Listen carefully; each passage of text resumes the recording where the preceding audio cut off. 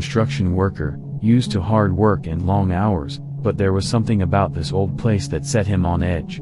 The house had been abandoned for years, and locals said it was better left alone, though Jack didn't pay much mind to town gossip. The house stood on a forgotten hill at the edge of town, its once grand exterior now crumbling, covered in thick vines and peeling paint.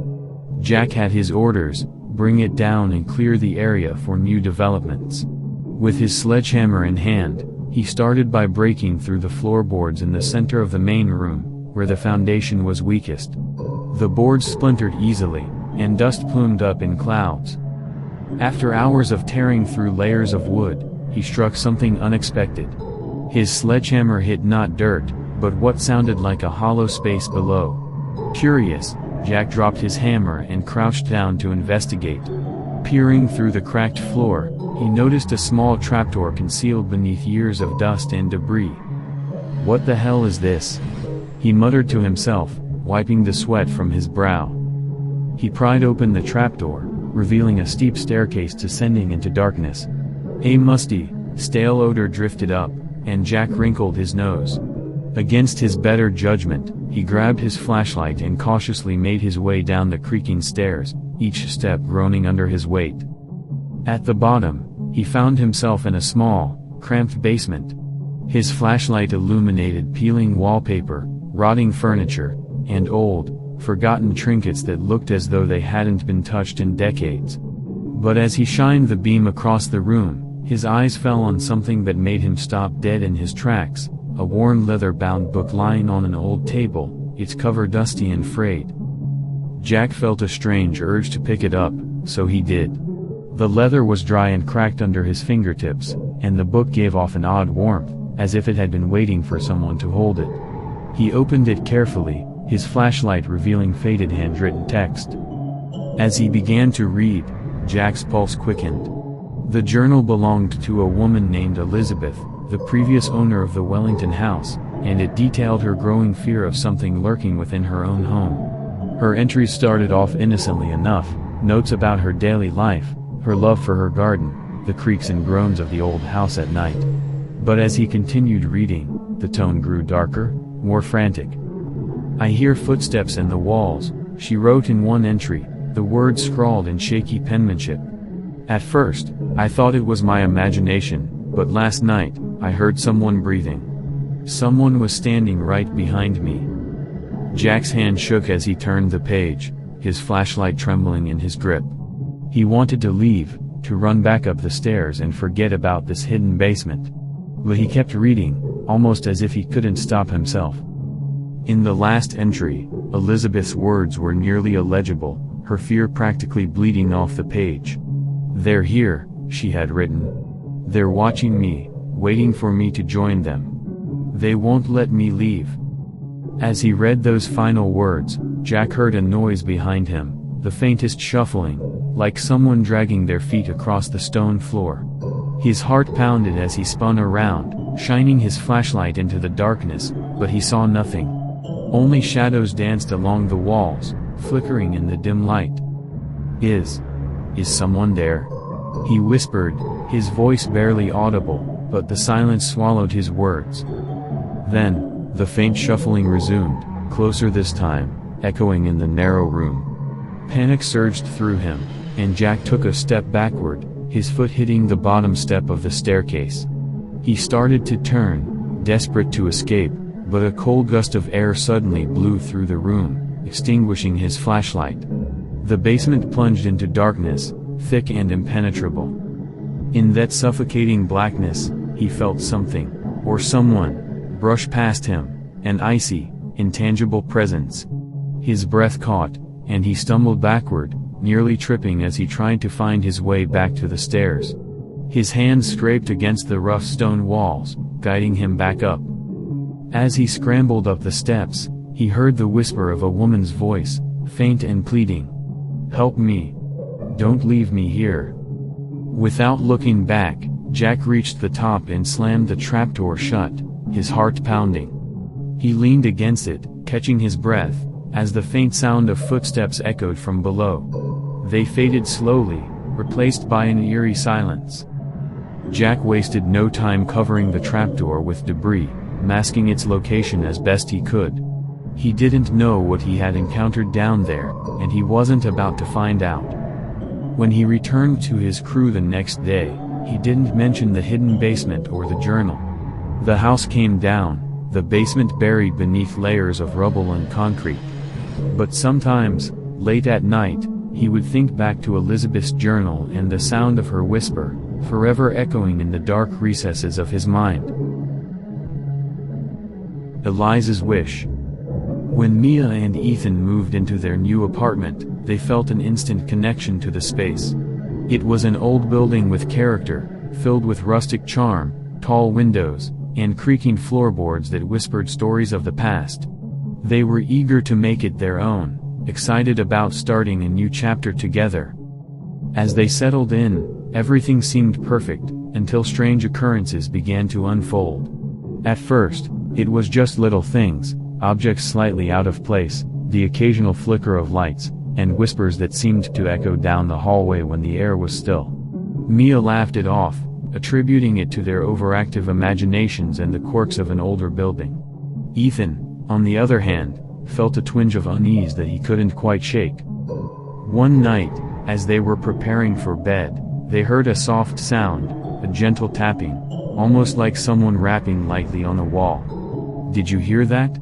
Mia asked, glancing at Ethan, who nodded, his brow furrowing.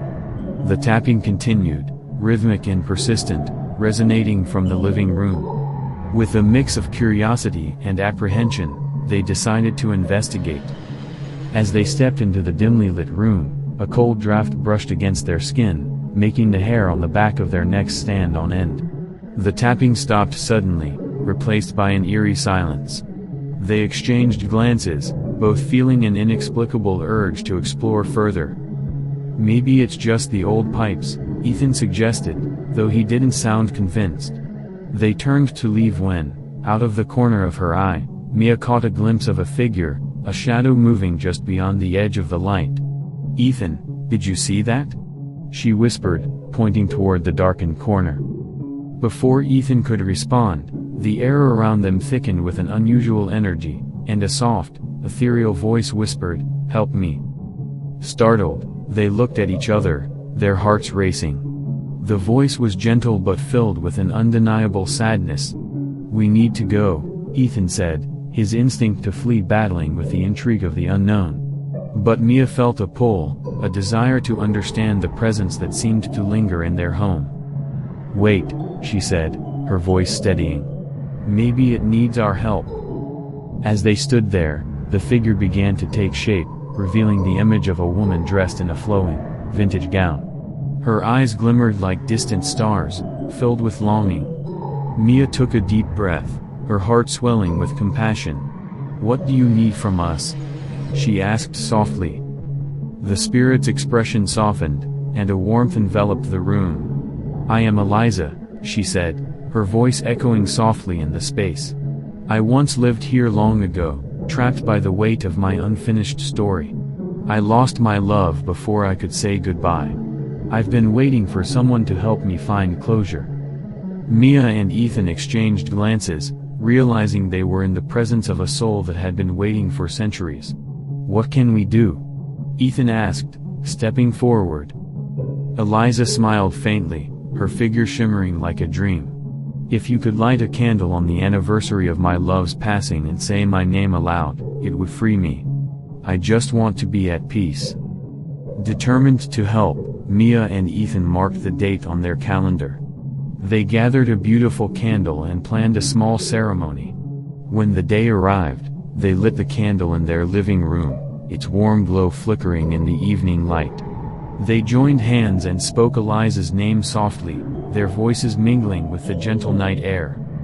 As they spoke, the room filled with a soft, shimmering light, and they felt a profound sense of love surround them. Eliza's figure materialized beside them, radiant and serene. "Thank you," she whispered, her voice filled with gratitude. "You've given me the peace I've longed for." In an instant, the warmth enveloped them, and Eliza smiled one last time before fading into a cascade of light, leaving behind a sense of tranquility. From that day on, the apartment felt different. The whispers were gone, replaced by a comforting stillness. Mia and Ethan found themselves smiling more, and their connection to the space deepened. They even found little tokens, a feather here, a flower there, small signs of Eliza's gratitude. As they filled their home with love and laughter, they knew they had not only helped a wandering spirit find peace but had also welcomed a guardian into their lives. Their home, once haunted by sorrow, was now filled with warmth and joy, a place where memories and love intertwined, forging a bright future together. Guardian Angel. Little Tommy was a bright-eyed 6-year-old brimming with excitement as he followed his parents to visit his grandmother in the countryside. He had been looking forward to spending time in her cozy farmhouse, surrounded by green fields and fresh air. However, as they arrived, he began to feel unwell. A dull ache settled in his head, and his body felt heavy with fatigue. Once inside, Tommy's mother noticed his pale face and guided him to the guest bedroom. "Just rest here, sweetheart," she said, tucking him under the covers. "We'll come get you for dinner when you're feeling better." He nodded weakly and closed his eyes, hoping a little rest would help him feel more like himself. As he lay there, the soft sounds of his parents chatting in the other room faded into the background, replaced by a gentle silence. Just as Tommy began to drift off, he felt a cool breeze sweep through the room, causing him to shiver slightly. He opened his eyes to find a beautiful lady standing beside his bed. Her long, flowing hair shimmered like silver in the dim light, and her dress, adorned with delicate floral patterns, seemed to flutter as if caught in a soft wind. She had a kind smile that warmed the room, and her presence filled Tommy with a sense of comfort. "Hello, Tommy," she said softly, her voice like the tinkling of chimes. "I've come to see you."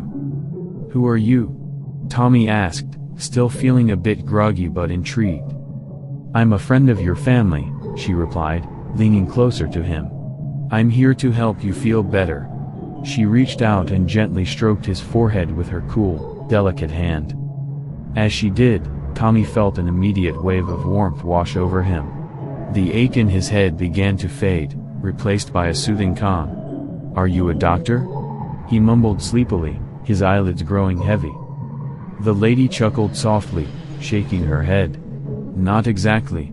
I'm more of a guardian angel to bring comfort.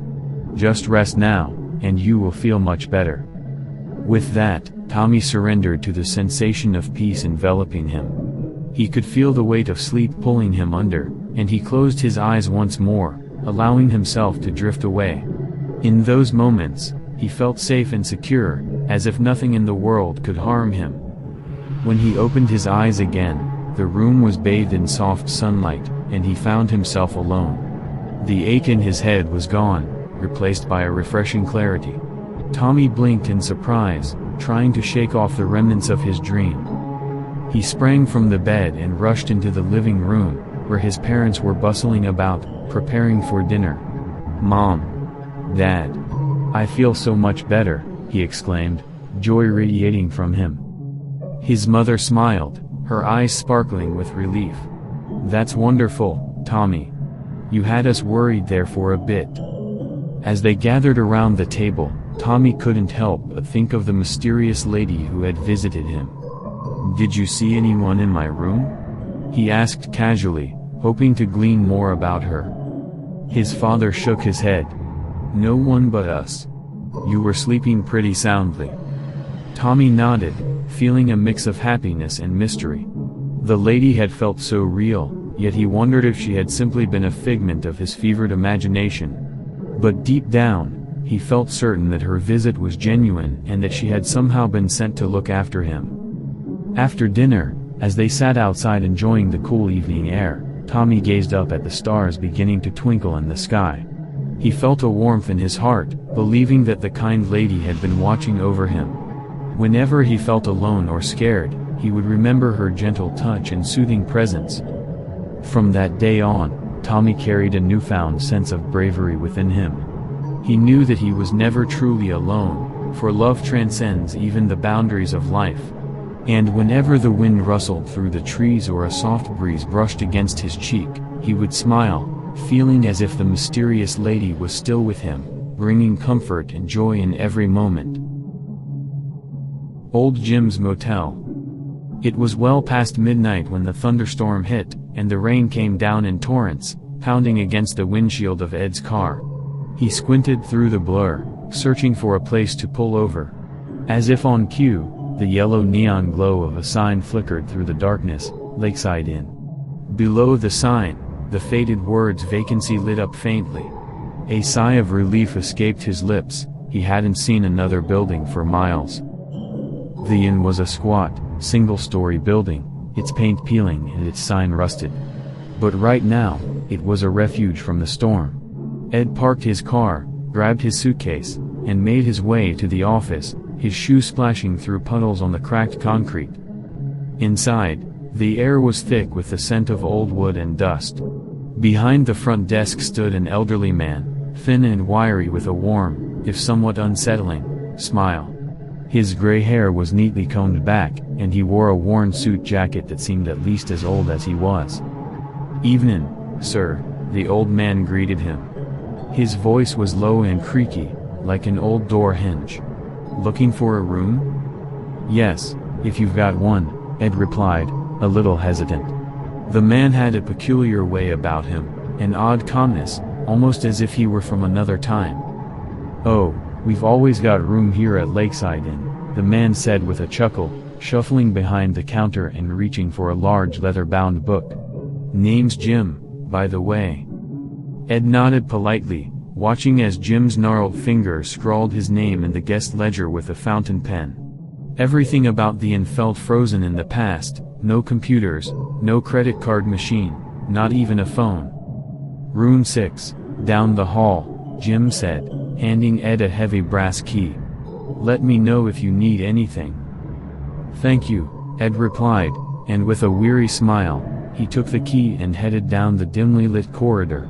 His footsteps echoed as he passed closed doors, each one marked with a tarnished brass number. As he reached his room, Jack couldn't shake the feeling that something was off. Mr. Campbell's warmth felt genuine, but there was an unsettling undercurrent that Jack couldn't quite place. The room was simple but clean, with a heavy, dark wooden dresser and an antique armchair in one corner. The wallpaper was faded, and a faint smell of musk hung in the air. Outside, the storm raged on, lightning flashing and thunder rolling in the distance. Exhausted, he decided to ignore his unease and focus on getting some rest. Ed changed into dry clothes and crawled under the covers, grateful for the shelter from the storm. A loud banging woke him up in the early morning. Groggy and disoriented, he sat up, squinting against the sunlight streaming in through the window. The sound of voices, laughter, and tools echoed from somewhere nearby. Curious, he stepped outside his room and saw several men in hard hats milling about the hallway, carrying boards, tools, and paint cans. Confused, Ed approached one of them. "Excuse me," he said, rubbing his eyes. "What's going on here?" The worker looked at him, surprised.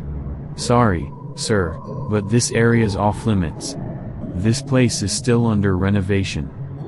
"Renovation?" Ed repeated, his stomach dropping. "I spent the night here. The old man at the front desk gave me a room." The worker exchanged a glance with his colleague, eyebrows raised. There's no one working the front desk, sir. This motel's been closed for renovations for months. Ain't been any guests here." Ed's heart started to pound. "No, there was an old man, Jim, he said his name was, at the desk last night. He checked me in." The other worker chuckled nervously. "You're pulling our leg, right? Old Jim passed away nearly a century ago. He was the original owner, but he died in the storm of 1924, the year he opened the inn. Rumor has it he stayed on, if you get my drift." The words hit Ed like a cold wave. He looked around, trying to process it, and the memories of the previous night started to feel foggy, as if they were drifting away from him. "You're telling me Jim's been dead for 100 years?" "Yep, The worker replied, shrugging. People say he was a friendly old guy, always polite, loved his inn. But others, they say he never really left. Ed's mind raced as he thought back to the warmth in Jim's eyes, the way he'd greeted him, the old-fashioned clothes and ledger, the brass key. The pieces began to fall into place, leaving a chill that ran all the way through him. So, I stayed here alone? The worker nodded, giving Ed a sympathetic look. Looks like it, buddy. But hey, maybe Jim just wanted to make sure you had a place to stay during the storm. Shaken, Ed returned to room 6, where his things were neatly arranged on the bed, his suitcase packed as though he'd never touched it. Trembling, he grabbed his belongings and made his way to the front desk, hoping to find some sign of last night. But the lobby was empty. The ledger was gone, and the reception desk was covered in a thick layer of dust. There was no sign of the warm light that had greeted him the night before, no trace of the kind old man who had welcomed him in from the storm. As Ed stepped outside into the morning sun, he took one last look back at the lakeside inn. He uttered "Thank you, Jim," and drove off. The haunting of Oak Street apartment. When Sarah and Mark stumbled upon the listing for the apartment on Oak Street, they could hardly believe their luck. The rent was astoundingly low, almost too good to be true. In an era where housing costs were soaring, this quaint, spacious apartment, nestled in a charming old building, seemed like a dream come true. They scheduled a visit and were greeted by Mrs. Whitaker, the elderly landlady with a kind smile and a twinkle in her eye. The building had a nostalgic charm, with its creaky wooden floors and antique furnishings. Mrs. Whitaker showed them around, pointing out the unique features, the vintage fireplace in the living room, the clawfoot tub in the bathroom, and the beautiful bay windows that offered a picturesque view of the tree-lined street. "Why is the rent so low?" Sarah couldn't help but ask as they stood in the kitchen, admiring the quaint, old-fashioned cabinets. Mrs. Whitaker's smile faltered for a split second before she replied, "I just want to ensure the apartment is occupied by a lovely couple like yourselves. It's been empty for quite some time, and I believe it deserves to be filled with warmth and laughter once again." Mark and Sarah exchanged glances, silently agreeing that this was an opportunity they couldn't pass up. They signed the lease and moved in the following week. At first, everything seemed perfect. The apartment was cozy, and they quickly settled into their new life. But it wasn't long before strange occurrences began to unfold. It started with small things, misplaced objects, lights flickering, and doors creaking open on their own. Sarah dismissed it as the quirks of an old building, but Mark was less convinced. He often felt a cold draft that seemed to follow him around, even on the warmest days. One night, as they lay in bed, Mark heard a soft whispering sound. He nudged Sarah awake, but the sound ceased as soon as she stirred. "You're imagining things," she mumbled before drifting back to sleep. But the whispers returned, more persistent and chilling. Mark could make out faint words, almost as if someone was trying to communicate with him. He dreaded the nights, often lying awake in fear, straining to catch the elusive voices. One evening, Sarah decided to take a long, relaxing bath. As she soaked in the tub, she noticed the water beginning to ripple, as if something unseen was moving beneath the surface. She froze, her heart pounding in her chest. Suddenly, a cold hand seemed to grasp her ankle, pulling her under. She screamed, thrashing wildly, and managed to pull herself free. Gasping for breath, she climbed out of the tub, trembling with terror. Mark found her sitting on the bathroom floor, soaked and terrified. She recounted her experience, and he didn't doubt her for a second. They agreed to call Mrs. Whitaker the next day to inquire about the apartment's history. Mrs. Whitaker listened patiently to their concerns, her expression grave. "I had hoped this day would never come," she said softly. "You see, the apartment has a tragic history. Many years ago, a young couple lived here. They were deeply in love, but their relationship was marred by jealousy and anger. One night, the man, in a fit of rage, drowned his beloved in that very bathtub before taking his own life. Sarah and Mark exchanged horrified glances. Mrs. Whitaker continued, "Their spirits are restless, trapped within these walls. They seek closure, but their pain and anger manifest in the disturbances you've experienced." Determined to help the tormented spirits find peace, Sarah and Mark embarked on a journey to perform a cleansing ritual. They spent countless hours researching ancient rites and gathering the necessary items, such as white candles, sage bundles, a bowl of salt, and holy water. Consulting with spiritual advisors and reading through folklore, they formulated a plan they hoped would bring tranquility to the restless souls. One stormy night, with thunder rumbling in the distance and rain tapping against the windows, they decided it was time. They placed the candles in a circle in the living room, set the bundle of sage ablaze, and slowly moved through each room, allowing the fragrant smoke to waft into every corner. They sprinkled salt along the windowsills and doorways, creating protective barriers. Standing together in the center of the apartment, they recited prayers and chants they had meticulously practiced. Their voices, though trembling, grew stronger with each word, resonating through the space.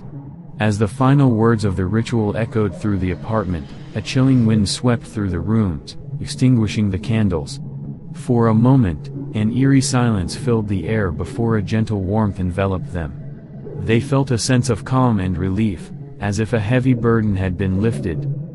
From that night on, the disturbances ceased. The apartment seemed brighter, more welcoming. Sarah and Mark continued to live there, filling the rooms with love and laughter, just as Mrs. Whitaker had hoped. Though the memory of the haunting lingered, they found solace in knowing they had helped the restless spirits find peace, allowing the apartment on Oak Street to become a true home once more. The guardian of the estate. In a quaint estate nestled on the outskirts of the city, lived a lady named Emily. She had always been fond of animals, but there was one gray cat that held a special place in her heart. This cat, with its soft fur and piercing green eyes, seemed to have a mysterious aura about it. It was always hanging around the estate, and Emily would often find herself petting it whenever she had a moment to spare. The cat, whom she affectionately named Shadow, seemed to have a sixth sense about Emily's moods. Whenever she felt down or stressed, Shadow would appear, purring softly and rubbing against her legs, offering silent comfort. Emily often wondered where Shadow came from, but the cat's origins remained a mystery.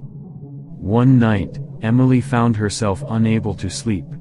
She tossed and turned in bed, feeling a strange restlessness that she couldn't shake off.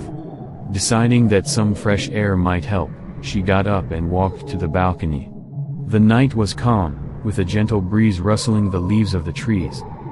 As she stood there, gazing at the moonlit garden, she noticed something unusual. A dark shadow seemed to be moving across the balcony, slowly making its way towards the house. Emily's heart skipped a beat as she watched the shadow grow larger, taking on a vaguely human shape. It was as if the darkness itself was trying to enter her home. Frozen with fear, Emily couldn't move or call for help. The shadow crept closer, its form becoming more defined. Just as it reached the threshold of the balcony door, a sudden movement caught Emily's eye. Shadow, the gray cat, appeared out of nowhere, its fur bristling and eyes glowing with an intense light. With a fierce hiss, Shadow leapt at the dark figure, claws extended. The shadow recoiled, as if struck by an invisible force. The cat continued its assault, swiping and hissing, driving the shadow back. Emily watched in awe as the dark figure seemed to dissolve, retreating into the night until it vanished completely. Breathing a sigh of relief, Emily knelt down and scooped Shadow into her arms. The cat's fur was still on end, but it purred softly as she held it close. "Thank you, Shadow," she whispered, stroking the cat's head. "You saved me." From that night on, Emily knew that Shadow was more than just a stray cat. The gray feline was her guardian, watching over her and protecting her from unseen dangers. The bond between them grew even stronger, and Emily felt a deep sense of gratitude for the mysterious cat that had chosen to be her protector. And so, life in the estate continued, with Emily and Shadow sharing a special connection that went beyond words. The gray cat remained a constant presence, a silent guardian ensuring that Emily was always safe and sound. The Invisible Friend. It was a perfect autumn evening as Lily welcomed her college friends to her new home. She and her husband, Paul, had spent months renovating the cozy house at the edge of town, and tonight it was filled with the warmth of laughter and the familiar comfort of old friends.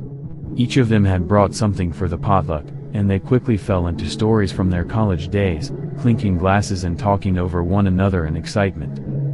Among the guests was Sarah, who had brought her 3-year-old daughter, Emma. Emma was a bright-eyed little girl, clutching her favorite teddy bear, shyly peeking out from behind her mother as Sarah greeted everyone. As the evening wore on, the adults became immersed in conversation, oblivious to Emma, who had wandered off to a quiet corner of the living room. Sarah glanced over to check on her daughter and saw her sitting cross-legged on the floor, her gaze fixed on the empty space across from her. Her lips were moving slightly, as if she were talking to someone. Sarah felt a pang of concern, but with everyone watching, she decided to give it a moment. Emma often played with imaginary friends, nothing unusual for a girl her age. But Emma didn't look away from the empty space. Occasionally, she would giggle or whisper, her face lit by a strangely focused expression, as if she were listening intently. Sarah felt a strange twinge of unease. She waited until there was a lull in the conversation, then quietly excused herself and crossed the room to her daughter. "Emma, honey," Sarah said gently, crouching down next to her, "what are you doing over here all by yourself?" Emma turned and looked up at her mother, her wide eyes solemn. "I'm talking to Jacob," she whispered. Sarah's brows knit together. "Jacob? Who's Jacob?" Emma pointed to the empty space in front of her. "He's my new friend. He says he lives here." Sarah's skin prickled, though she forced herself to smile. "Is that so? And what is Jacob telling you?" Emma leaned in close, her voice dropping to a conspiratorial whisper. "He says he can't come near the grown-ups. He doesn't like them very much." Emma's tone was so matter-of-fact that it sent a chill down Sarah's spine. Sarah glanced over her shoulder, making sure none of the other guests were paying attention. "And why doesn't Jacob like grown-ups?" she asked as calmly as she could. Emma shrugged, her gaze drifting back to the empty space. "He says they scare him. He only likes kids." She paused, then added in a tone as serious as any adult, "He says he used to live here. A long time ago." Sarah felt a creeping unease spread over her. She hadn't thought twice about the house being old, but the thought that Emma could somehow be talking to an unseen presence unsettled her. Sarah's rational side fought against the urge to believe in ghosts, but the way Emma spoke was unnerving. She decided to keep probing gently. "Did Jacob say anything else?" Sarah asked, trying to keep her voice casual. Emma nodded, her gaze fixed on the empty space in front of her. "He says he's hiding from everyone right now, but he wanted me to know he's here. He says he's waiting." A tightness formed in Sarah's chest. "Waiting for what, sweetheart?" Emma looked up at her mother with an expression too serious for a 3-year-old. "He says he's waiting for someone to come back. Someone who never came to say goodbye." Sarah's heart thudded in her chest. She glanced toward the guests, who were too wrapped up in conversation to notice her and Emma's whispered exchange. She lowered her voice, keeping her tone light for Emma's sake. "Well, maybe Jacob will find who he's looking for someday." Emma's face softened, and she looked down at her teddy bear. "He says it's nice to have a friend again." Sarah felt a chill that ran all the way down to her bones. She gently took Emma's hand, giving it a squeeze. "How about we join the others for some snacks?" she suggested, hoping to coax Emma away from whatever, or whoever, was capturing her attention. Emma hesitated, glancing back at the empty spot. She gave a tiny wave, whispering, "Bye, Jacob. I'll come back to play later." Sarah quickly led her daughter away from the corner, her mind racing with questions she couldn't answer. She didn't want to alarm Lily, nor did she want to seem irrational, but she couldn't shake the feeling that something was off. The evening continued, but Sarah found herself distracted, constantly checking on Emma, who played near the group and seemed back to her usual self.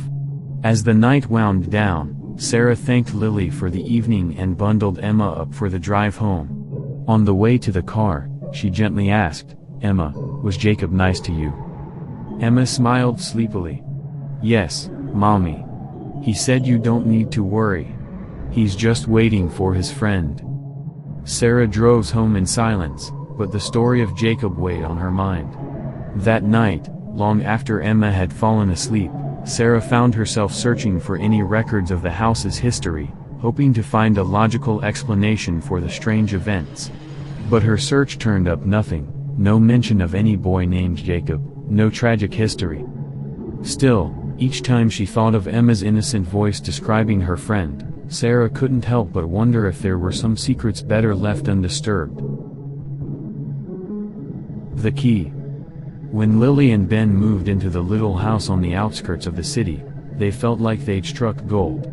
Rent was surprisingly cheap, and though the landlord mentioned his elderly father had passed away in the house, they didn't think much of it. The place was cozy, and it was theirs, a place where they could finally settle down and start a new chapter together. Days passed smoothly, filled with trips to the farmer's market and evenings spent unpacking boxes. But as the initial excitement wore off, they began to notice something strange. Every night, at nearly the same time, they hear the unmistakable sound of footsteps outside, around the corner where the water heater was installed. They brushed it off at first, chalking it up to creaking pipes or their new neighbors. But soon, the steady thump-thump-thump became hard to ignore. One evening, Lily put down her book, frowning. "Ben, do you hear that again?" Ben nodded, his brows knitted in thought. "It's every night now," he said. "Same time. Just outside, right by the water heater." "Should we call the landlord?" "Maybe there's a problem with the plumbing," Lily suggested, but Ben shook his head. "We'd better check it ourselves first," he said. "No use calling someone in if it's just loose pipes." Armed with a flashlight, Ben stepped outside while Lily watched from the kitchen window. He shone the light around the spot near the water heater, but there was nothing unusual. As he moved closer, he noticed something gleaming under a pile of leaves and dirt beside the unit. Kneeling, he brushed away the debris and uncovered a small, old-fashioned brass key, its metal tarnished and worn. Curious, he brought it back inside, showing it to Lily. "Look at this," found it right next to the water heater. Lily examined it, turning it over in her hand. "It's beautiful. In a strange way. Maybe it belonged to the landlord's father?" The next day, they decided to call the landlord, Mr. Harcourt, and ask about it. When he answered, his voice was warm but intrigued. "You found a key?" "Well, my father did keep an old chest locked in my home, never found the key for it after he passed. Just an old chest that I haven't been able to open." Mr. Harcourt paused, then admitted, "Funny enough, I've also been hearing footsteps around that room, especially near the chest. But I did not pay too much attention to it." After a moment's discussion, they decided to meet at Mr. Harcourt's home to see if the key might fit his father's chest. In Mr. Harcourt's study, they found the chest sitting on a small table, its surface aged and worn. With a mix of curiosity and nervous excitement, Ben fit the key into the lock, and with a soft click, the chest opened. But to everyone's surprise, it was empty. No letters, no trinkets, nothing but a faint scent of age. They stood there, puzzled. "All that, for an empty box?" Lily asked with a nervous laugh. Mr. Harcourt only shrugged, a small smile creeping across his face. "Maybe it wasn't about what was inside," he said quietly. They returned home that night, feeling both amused and oddly relieved. And from that night on, the footsteps stopped completely, both in their home and in Mr. Harcourt's office. Whatever presence had lingered seemed satisfied, as if it, too, had finally found what it was searching for.